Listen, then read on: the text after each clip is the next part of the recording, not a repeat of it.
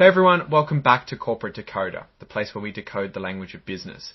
Today we're diving into a report from the Dixie Group, and let me tell you, it's a bit like trying to find the perfect carpet sample when you're colorblind. There's a lot to unpack, but we'll get through it together. The Dixie Group just released their annual report outlining how they performed last year. We are going to ignore the fluff and focus on the financial results to try and figure out how well the company is actually doing. Was it a year of cozy profits, or were they swept under the rug? Let's find out. First, let's establish what we're looking at. This is a Form 8K, also known as a current report. Companies use these to announce big news to investors. Think of it as a business bulletin board. In this case, it's about their financial results for the year. The filing date is... Before we get too deep, you'll see a signature section at the end of the document. This just means the company is standing behind the information in the report and swearing that everything is accurate. It's signed by the Chief Financial Officer, Alan L. Danzi. The main point of this report is the press release about their financials for the year ending in December of 2024. This is where we get the numbers that tell the real story. Let's scroll to the press release itself. This is where the Dixie Group is putting its best foot forward, so we'll read between the lines to see what's really going on. Alright, so I've dug through their release and found the good stuff. Let's talk numbers and what they actually mean. Now, unfortunately for us, the company didn't put the full financials here, so instead we will need to settle for the percentage changes. We can still see the important trends that the report talks about the year 2024 compared to 2024 compared to 2023. The net sales for the year 2024 were about $377 million. If we look back, net sales for 2023 were $438 million. That means that they had a decrease of about $60 million in revenue. Ouch, that's a pretty big drop. That's a 14% drop year over year.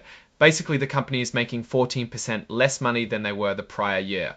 If you were hoping for a raise this year at Dixie, this might not be the best news. Gross profit also decreased by about $11 million. That means there is less money to operate the business with. They did manage to cut some expenses, which is good. However, it's not nearly enough to offset the revenue decline. Ultimately, the company lost money in 2024, about $12 million. They made money the year prior, so this is a pretty big swing trend. What happened here? Was it just a bad year for the whole industry, or did Dixie Group mess something up? Let's see if we can dig a little deeper. It looks like their residential business is the one that had a big problem. It went down about 21%. That is a pretty big issue. This is a huge portion of their business. Their commercial business didn't decline nearly as much, only about 5 DAC. It's not explicitly said here, but usually when residential sales go down, it's because interest rates are up and people aren't buying houses. It could be because the business isn't doing well, but usually macroeconomic factors have a lot to do with it. Their gross profit margin for the year was about 25%. That's okay. It's not amazing. To have a good business, you want this number to be higher. This means that for every dollar of sales they make, they only keep 25 cents after paying for the materials. Ting, the press release, talks about reasons for this, such as... So what can we learn from all this kevs? Well, the company had a pretty rough year. Sales are down and they lost money overall. Part of this is because of things outside their control, like interest rates affecting the housing market. But they also seem to be struggling with some internal issues like managing their production costs and deciding when to offer discounts.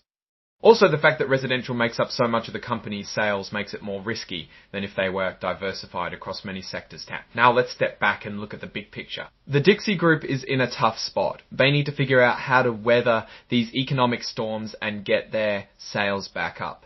They also need to think about whether they are relying too much on the residential market. If they can diversify their business or find ways to stand out from the competition, they might be able to turn things around. It might also be good for the company to get leaner with operations, since there isn't a ton of profit margin for them. On the other hand, the market is fickle and things could always turn around next year. If interest rates drop or the economy picks up, they could easily see their sales jump again. Overall, I'd say the Dixie Group is a risky investment right now. They need to show that they can adapt to changing conditions and manage their business effectively. If they can do that, they might have a bright future. But if they can't, they could be facing some serious challenges. And thanks for watching. If you enjoyed, please subscribe, like and comment.